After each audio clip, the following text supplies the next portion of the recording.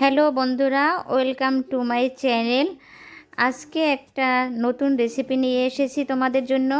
সেটা হলো সয়াবিন দিয়ে দেশি মুরগির ঝোল। মুরগিটা হলো আমার নিজের ক্ষেতের মুরগি। তো বন্ধুরা দেখো, মুরগিটা আমি আগের থেকেই কাটাকাটি করে রেখে দিয়েছি। আর এটার মধ্যে আমি যে কোনো কাজ, মাছ বলো মুরগি বলো, গরম জল দিয়ে ধুয়ে নেই। গরম জলে ধুলে পর ব্যাকটেরিয়াটা কেটে যায়, মানে পরিষ্কারটা ভালো হয়, মুরগির কোনো ঘ্রাণ থাকে না। আর যে কোনো কিছু মাংস বলো মাছ বলো আমি গরম জল, লবণ জল এটা দিয়ে ধুয়ে নেই। আর আগের থেকেই আদা রসুন পেঁয়াজ একত্র করে পেস্ট করে নিয়েছি। তোমাদেরকে তো আরও অনেকবার বলেছি যে আমার এখন এখানে বৃষ্টির সিজন, তো কারেন্ট থাকে না। তো যখনই সুযোগ থাকে এটা তোমাদেরকে দেখাতে পারি না। আর সবাই তো জানো, মাংস রান্না করতে হলে আদা রসুন পেঁয়াজটা দিতেই হয়। তো আদা রসুন পেঁয়াজটা আগে থেকে ব্লেন্ডার করে এটার ভিতর দিয়ে রেখেছি।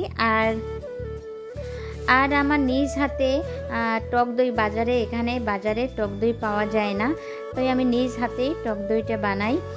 তো সেই টক দইটা দিয়ে দিছি, খানিকটা চিনি দিয়ে দিছি, কারণ কি আমার না একটু মিষ্টি মিষ্টি সব কিছুই ভালো লাগে, যার কারণে চিনি দিয়ে দিছি, হলুদ, জিরের গুঁড়ো, ধনিয়ার গুঁড়ো, মরিচ, এগুলি দিয়ে আর টক দই এগুলি দিয়ে আমি দেখো মাখামাখি করে রেখে দিব আধা ঘন্টা। মানে আমার চুলোটা জ্বালাতে যত সময় লাগবে, কারণ কি চুলাটা ফুট করে জ্বালানো যায় না, তো চুলাটা জ্বালাতে যতটুকু সময় লাগবে এটাও প্রায় 20 মিনিট চুলাটা জ্বালাতে লাগবে। আর ওদিকে সয়াবিনটাও আমি রেখে দিয়েছি। তো চলে আসলাম প্রায় 20 মিনিট পরে।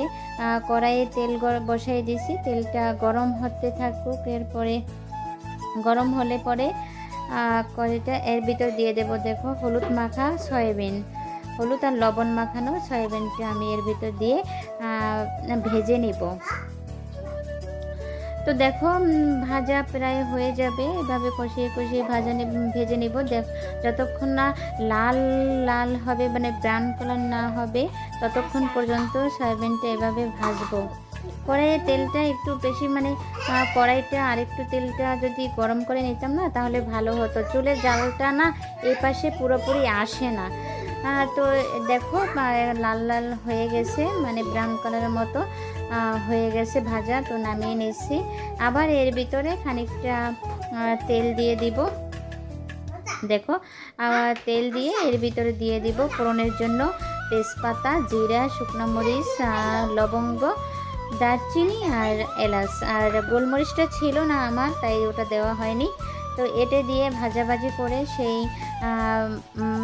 যে মুরগিটা আমি মাখিয়ে রেখে দিয়েছি সেটা এটার ভিতরে দিয়ে দেব। তো এটা ভাজা হলেই চুলো না, যারা গ্যাসে রান্না করে তাদের অনেক সুবিধা। আর আমাদের মাঝে মাঝে নিভে যায়, একটা ঝামেলা কাঠের চুলায় রান্না করতে। তো আমার চুলাটা বেশি সুবিধা না, কেমন জানি না, এক পাশে জাল পায় এক পাশে পায় না, এই একটা অবস্থা। দেখো তো সেই মাংস মাখা ম্যারিনেট করে রেখে দেওয়া মাংসটা এটার ভিতর দিয়ে খানিকটা কষাবো। এটা কষাইতে থাকবো। তোমরা তো জানো কষাকষির নিয়ম। আমিও সেইভাবেই কষাবো, ঢেকে ঢেকে কষাবো, এটা ঢেকে ঢেকে কষাবো। আর মুরগিটা হলো গিয়ে দেশি মুরগি, তো মুরগিটা একদম বাচ্চা মুরগি, বেশি কষাতে হবে না, অল্পতেই মুরগিটা সিদ্ধ হয়ে যাবে, কারণ এটা ছাউ মুরগি। তো